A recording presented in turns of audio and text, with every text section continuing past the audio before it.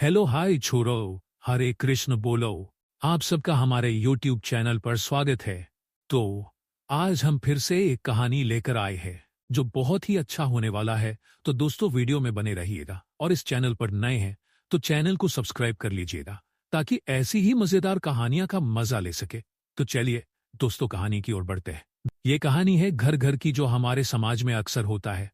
एक सामाजिक सत्य को उजागर करने वाली प्रेरणादायक कहानी है जो दो बहनों राधा और सीमा के जीवन के माध्यम से समाज की सोच और वास्तविकता को दर्शाती है।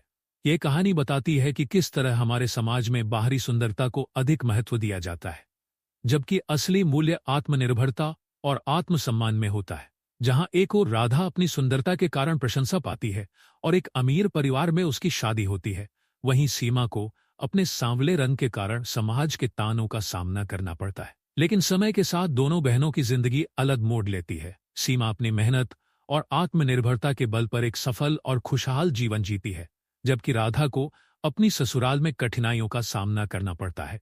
यह कहानी न केवल लड़कियों को आत्मनिर्भर बनने की प्रेरणा देती है, बल्कि समाज को यह संदेश भी देती है कि सच्ची खूबसूरती रंग रूप में नहीं, बल्कि आत्मसम्मान, आत्मनिर्भरता और सच्चे रिश्तों में होती है। घर घर की कहानी। गांव के छोटे से कस्बे में रमेश और सुनीता अपने दो बेटियों के साथ रहते थे। उनकी बड़ी बेटी राधा गोरी और सुंदर थी, जबकि छोटी बेटी सीमा सांवली थी। लेकिन उनकी मां को कभी इस भेदभाव की परवाह नहीं थी। सुनीता हमेशा अपनी दोनों बेटियों को एक समान स्नेह और परवरिश देती थी, लेकिन समाज और आस पड़ोस के लोग अक्सर सीमा के रंग को लेकर टिप्पणियां करते थे। समय बीतता गया।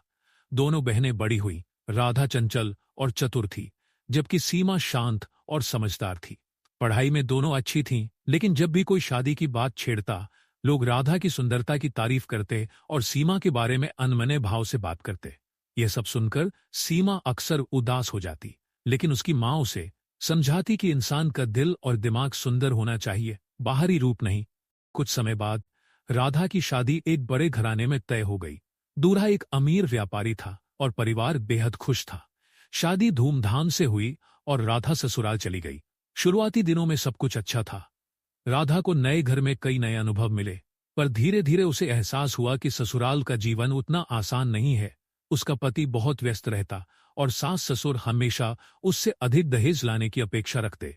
कुछ ही महीनों में राधा के जीवन में बदलाव आने लगा। उसे धीरे धीरे ससुराल में अपनी स्थिति समझ में आने लगी। उसका पति रोहित उसे प्यार तो करता था, लेकिन अपने माता पिता की हर बात मानने को मजबूर था।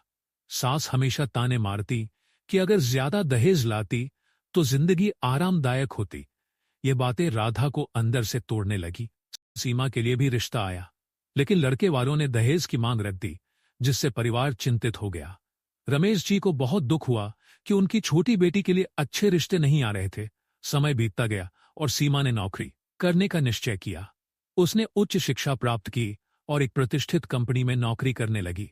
अपनी मेहनत और ईमानदारी से उसने जल्द ही एक सम्मानजनक स्थान बना लिया। उसकी सफलता देखकर माँ बाप को गर्व हुआ।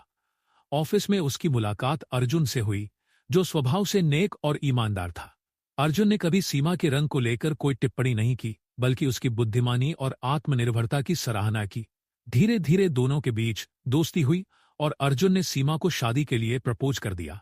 पहले तो परिवार इस रिश्ते को लेकर संकोच में था, लेकिन जब उन्होंने अर्जुन के परिवार को जाना तो वे मान गए। अर्जुन का परिवार शिक्षित और समझदार था, जो दहेज जैसी कुरीति में विश्वास नहीं रखता था।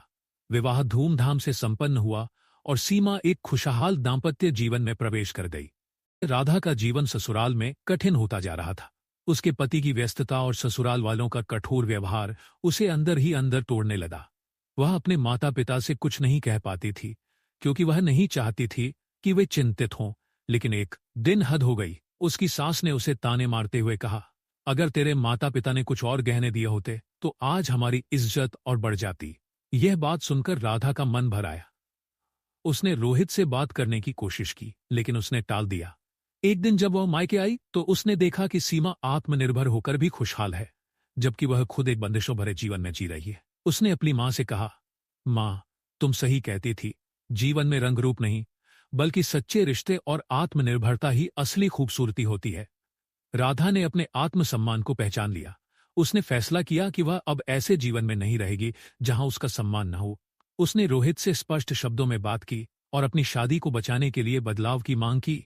जब कोई सुधार नहीं हुआ तो उसने खुद के लिए एक नया रास्ता चुना और आत्मनिर्भर बनने का फैसला किया। कहानी का संदेश यह कहानी सिर्फ राधा और सीमा की नहीं, बल्कि हर उस लड़की की है जिसे समाज रंग और रूप के आधार पर आंकता है। यह संदेश देती है कि असली खुशी बाहरी सुंदरता में नहीं, बल्कि आत्मनिर्भरता, आत्मसम्मान और अच्छे रिश्तों में होती है। हर माता पिता को चाहिए कि वे अपनी बेटियों को आत्मनिर्भर बनाएं, ताकि वे अपने जीवन के निर्णय स्वयं ले सकें और किसी भी परिस्थिति में मजबूती से खड़ी रह सकें।